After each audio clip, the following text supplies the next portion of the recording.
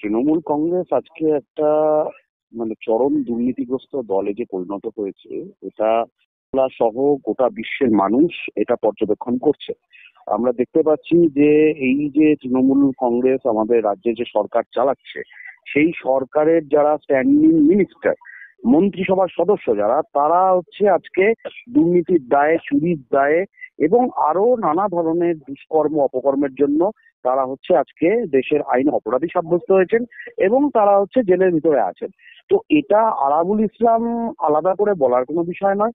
গোটা তৃণমূল দলে যারা হচ্ছে দাপিয়ে বেড়াচ্ছে, যারা বড় বড় সমস্ত মন্ত্রী থেকে আরম্ভ করে স্থানীয় স্তরের, জেলা স্তরের বা রাজ্য স্তরের নেতা, এদের প্রত্যেকেরই কিছু না কিছু হচ্ছে এই ধরনের আইন বিরুদ্ধ কাজকর্ম রয়েছে, যার জন্য একদিন না একদিন নিশ্চিতভাবে তাদের সবাইকেই হচ্ছে জেলের পিছনে যেতে হবে।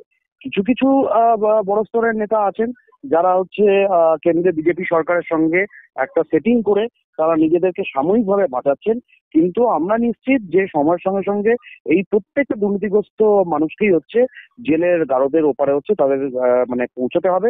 এ ব্যাপারে কোনো সন্দেহ নেই। ফলে আরাবুল ইসলাম আজকে দল থেকে বহিষ্কার হলেন কি হলেন না, এটা কোনো বড় বিষয় নয়। আমরা দেখেছি সন্দেশখালীর বেতাজ বাচ্চা শাহজাহান শেখ, ইনি পর্যন্ত হচ্ছে বলছিলেন যে আমি শেষ কথা সন্দেশখালী, এবং আলটিমেটলি তাকে হচ্ছে জেলে ঢোকানো হয়েছে। আর তৃণমূল কংগ্রেসের চরিত্র আজকে এই জায়গায় এসে দাঁড়িয়েছে যে তারা যে যখন তারা হচ্ছে জেলের বাইরে যে সমস্ত নেতারা আছে তাদেরকে হচ্ছে তারা মাথার উপর হাত রেখে দিচ্ছে।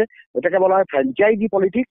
যে মমতা বন্দ্যোপাধ্যায়, অভিষেক বন্দ্যোপাধ্যায় তারা এক একটা অঞ্চল এক একটা বাহুবলী নেতাদের হাতে তুলে দিচ্ছেন, দিয়ে বলছেন তোমরা যেরকম খুশি ভাবে সেখানে সামলাও, মাস গেলে আমার 75% বকরার টাকা আমার কালীঘাটে আর নবান্নে পৌঁছতে হবে, বাকি তোমরা কি করবে তোমাদের ব্যাপার।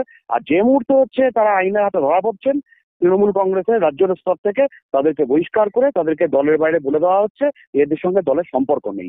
কোনো সুস্থ স্বাভাবিক রাজনৈতিক দল এরকম ভাবে চলতে পারে না। এটা আপামর একটা দুর্নীতিগ্রস্ত দলে পরিণত হয়েছে এবং এর ফল, এই দুর্নীতির ফল এই লোকসভা নির্বাচনে বাংলার মানুষ তৃণমূল কংগ্রেসকে বুঝিয়ে দেবে। এবং একই সঙ্গে এই তৃণমূল কংগ্রেসকে যারা পিছন থেকে মদত দিচ্ছে, আজকে সব থেকে বড় তৃণমূল কংগ্রেসের যারা হচ্ছে দুর্নীতিগ্রস্ত রাজ্য স্তরের যে নেতারা আছেন তাদেরকে আজকে গ্রেপ্তার করা হচ্ছেন। আজকে অরবিন্দ কেজরিওয়াল গ্রেপ্তার হচ্ছেন, আজকে হেমন্ত সোরেন গ্রেপ্তার হচ্ছেন, অথচ এ রাজ্যে পিসি ভাইপো বিরুদ্ধে যে পরিমাণ দুর্নীতির অভিযোগ চোখের সামনে চলে এসছে লিপস অ্যান্ড বাউস কোম্পানির মধ্য দিয়ে, আজকে তাদের বিরুদ্ধে কোনো ব্যবস্থা নেওয়া হচ্ছে না।